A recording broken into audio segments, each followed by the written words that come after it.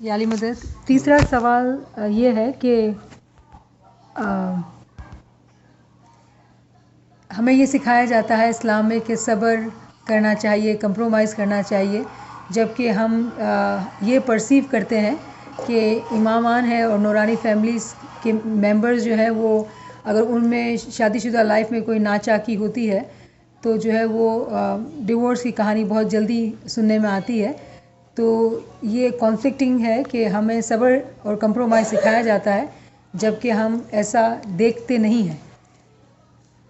اچھا، تو یہ سوال اگین اچھا سوال ہے، اور کبھی کبھار ایسے سوال کرنے سے ڈر بھی لگتا ہے، کیونکہ جب ہم امام کی بیعت کرتے ہیں اور ہم کہتے ہیں کہ یا مولا تو جو کہیں گا وہ ہم کریں گے، نہ کہ جو تو کریں گا، لیکن چونکہ سوال ہے تو اس کا جواب ہونا ہی چاہیے. تو سوال اس طرح سے ہے کہ ہم کو جو تعلیم دی جاتی ہے اسماعیلی طریقے کے اندر اور ان جنرل اسلام کے اندر، صبر کی تعلیم، کہ ہر چیز کے اندر آپ کو صبر کرنا ہے، اور اگر فیملیز کے اندر کوئی مسائل ہوتے ہیں تو آپ اس کو صبر سے برداشت کریں، نہ کہ ایک دم سے آپ اس کے اندر کوئی ایسا فیصلہ کر لیں. جبکہ ہم دیکھتے ہیں کہ امام از خود اور امام کی نورانی فیملی میں بھی ایسے بہت سارے واقعات ہوتے رہتے ہیں، یعنی کہ جب ان کے آپس کے اندر کوئی ایسی بات ہوتی ہوگی تو ہم دیکھتے ہیں فوراً وہ اینڈ اپ ہو جاتا ہے ڈیورس کے اندر. امام کی ہم بات نہیں کر سکتے ہیں اور نہیں کریں گے، کیونکہ وہ بات جو ایک عارف یا ایک عالم امام کے بارے میں جانتا ہے وہ آپ کو بتا سکتا ہے کہ امام کی شادی اور ایک سے زیادہ شادی کرنے کے اندر کیا فائدے ہیں، اور امام ایسا کیوں کرتے ہیں، اس کے پیچھے کیا حکمت ہے. امام کی یہ ایکشن، یہ عمل حکمت سے خالی نہیں، اور اس کے پیچھے بہت بڑا فائدہ اور بہت بڑی حکمت ہے. تو اس کے بارے میں ہم بات نہیں کریں گے کیونکہ وہ ہماری سوچ اور سمجھ سے بالاتر ہے. لیکن اگر کوئی عارف ہو، کوئی عارف کامل ہو تو ہم اس کو پوچھیں گے تو وہ ہم کو بآسانی اس کا جواب دے سکتا ہے.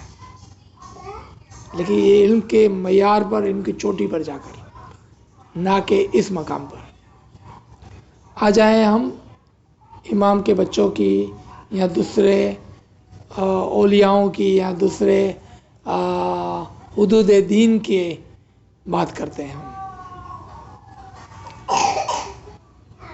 ہاں، یہ بات بالکل درست ہے کہ ہم کو صبر کی تعلیم دی جاتی ہے اور صبر ہی ہمارا شیوا ہونا چاہیے. لیکن چونکہ ہم اس بات کو نہیں جانتے ہیں کہ ایک شخص جو اس سے گزرتا ہے، یعنی کہ امام کا بیٹا ہے، امام کی بیٹی، یا کوئی بھی حدود دین کی سیڑھی کے اندر جو بھی شخص اس عمل سے گزرتا ہے، ہم کو پتہ نہیں ہے کہ اس نے کتنے صبر کے بعد یہ فیصلہ کیا ہوگا. یہ بات ہم کو پتہ نہیں ہے. ہم صرف وہ دیکھتے ہیں جو ہم کو بظاہر نظر آتا ہے، اس کے بیک گراؤنڈ کے اندر جو بات ہوتی ہے وہ ہم کو پتہ نہیں چلتی ہے. اور پتہ نہیں اس لیے چلتی ہے کیونکہ وہ صبر والا ہے، اس لیے ہم کو پتہ نہیں چلتی ہے. کیونکہ اگر وہ صبر والا نہیں ہوتا تو وہ سب کو بتاتا کہ کیا ہوا اور کیا نہیں ہوا. چونکہ وہ صبر والا ہے اور یہ تعلیم ہے ہماری، تو ہم کو پتہ نہیں چلتا ہے کہ کیا ہوا تھا.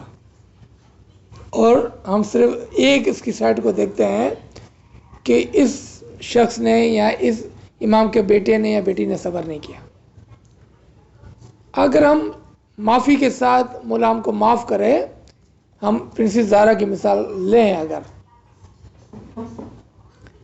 آج ہم دیکھیں کہ اگر وہ شادی شدہ ہوتی تو کیا امام کی اور امامت کی وہ خدمت کر سکتی جو آج ہم دیکھتے ہیں پرنسس زہرا کو کرتے ہوئے؟ چونکہ وہ نور کی اولاد ہے، اس کے اندر نور ہے، وہ جو چیز کو دیکھتی ہے اور امام جس چیز کو دور اندیشی سے دیکھتے ہیں وہ ہم نہیں دیکھ سکتے ہیں. اور وہ جو آج امام اور امامت کے لیے خدمت کر رہی ہے، فزیکلی بھی امام کی خدمت کر رہی ہے، اور امامت یعنی کہ انسٹیٹیوشن آف امامت کی جو خدمت کر رہی ہے، ہو سکتا ہے کہ وہ ایز اے میرڈ وومن نہ کر سکتی، جس سے جماعت کا اور امامت کی انسٹیٹیوشن کا بہت بڑا نقصان ہوتا ہے. تو آپ بتائیں کہ اس ڈیورس میں حکمت اور فائدہ ہے یا نقصان ہے؟ اس چیز کی نظر میں جو تھوڑا بہت علم ہے، اس میں بہت بڑی حکمت اور بہت بڑا فائدہ ہے، کیونکہ نورانی فیملی کوئی بھی چیز ایسی نہیں کرتی ہے جو حکمت سے خالی ہو. ایک اور سوال میں یہاں پر ایڈ کرنا چاہتا ہوں کہ کیا امام یا پرنسس زہرا ہر سیلف کو پتہ نہیں تھا اگر وہ نورانی ہے کہ یہ ہونے والا تھا تو اس کو شادی نہیں کرنی تھی، صرف امام کی خدمت کرنی تھی؟ لیکن ہمارے طریقے میں اور اسلام کے اندر شادی جو ہے وہ کرنی ہی چاہیے، شادی کرنی ہی چاہیے. کیوں کہ اگر ہر شخص کہے کہ میں شادی نہیں کروں گا، ہم کرسچینٹی کے اگزامپل لیتے ہیں کہ ان کے یہاں پر فادر جو ہوتے ہیں وہ شادی نہیں کرتے، نن جو شادی نہیں کرتے ہیں. اگر یہ بات جائز ہوتی اور درست ہوتی، اور اگر یہ بات کرسچینٹی کے اندر ایز اے ریلیجن بات ہوتی اور جیزس کی طرف سے یہ حکم ہوتا یعنی کہ عیسیٰ کی طرف سے، تو دنیا میں آج کرسچینٹی ہی نہ ہوتی، کیونکہ کرسچن میں کوئی بھی شادی نہ کرتا. اگر کوئی بھی کرسچن میں شادی نہ کرتا تو آج کرسچن کوئی بھی نہیں ہوتا. یعنی کہ حضرت عیسیٰ کے زمانے میں اگر یہ حکم ہوا ہوتا، اس زمانے میں کوئی بھی شادی نہیں کرتا، تو کرسچینٹی آج ختم ہو جاتی. اگر آپ شریعت الہی کو دیکھتے ہیں تو شریعت الہی یہ ہے، اے آدم اور اے بنی آدم، یہ دونوں کا ذکر ساتھ میں ہے. اے بنی آدم تو میری اطاعت کر، خالی نہیں بولا اے آدم تو میری اطاعت کر. تو اس کا مطلب ہے کہ دنیا کو، خلقت کو جاری اور ساری رکھنا جو شریعت الہی کے اندر ہے اس کو نبھانا ضروری ہے، اور وہی کام ہم کر رہے ہیں، اور یہ ضروری ہے. کیوں؟ ادروائز ہم شریعت الہی کو توڑتے ہیں جب ہم شادی نہیں کرتے ہیں. شادی کرنا ضروری ہے، اس لیے وہ شادی بھی ہوتی ہے، اور بعد میں جا کر کہیں اگر کوئی مسئلہ ہے تو سیولائز طریقے سے وہ سپریٹ ہوتے ہیں، اور پھر وہ اپنا کام کو جاری و ساری رکھتے ہیں، نہ کہ بیٹر ہو کر کہیں بیٹھ جاتے ہیں. اگر آپ بیٹر ہو کے کہیں بیٹھ جاتے ہیں تو اس میں نقصان ہوتا ہے، لیکن ہم دیکھتے ہیں ایسا کچھ بھی نہیں ہوتا ہے. وہ اپنی خدمت، امامت کی خدمت اور امام کی خدمت کو جاری و ساری رکھتے ہیں. تو ناچیز کا یہ کو آنسر جو ہے وہ علم کی نظر میں درست لگتا ہے.